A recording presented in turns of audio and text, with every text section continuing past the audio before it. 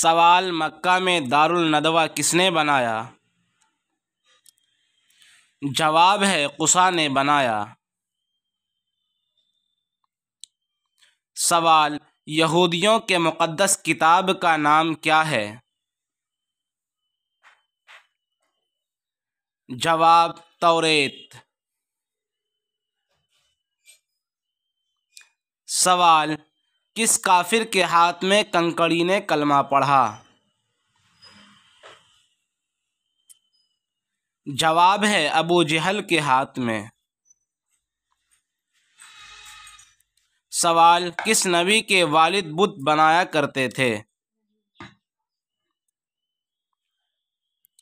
جواب ہے ابراہیم علیہ السلام کے والد۔ سوال: خانہ کعبہ میں کتنے بت تھے؟ جواب ہے 360 بت تھے۔ سوال: حضرت حسن کے ہاتھ پر سب سے پہلے کس نے بیعت کی؟ جواب ہے قیس بن سعد نے۔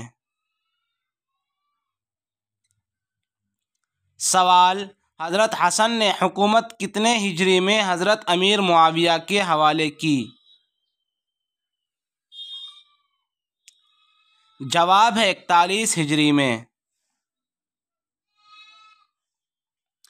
سوال: عیسائیوں کے مقدس کتاب کا نام کیا ہے؟ جواب ہے انجیل۔ سوال: بدر کی لڑائی کون سے مہینے میں لڑی گئی؟ جواب: رمضان المبارک میں۔ سوال: قریش اور بنی کنانہ کس بت کی پوجا کرتے تھے؟ جواب ہے عزا کی۔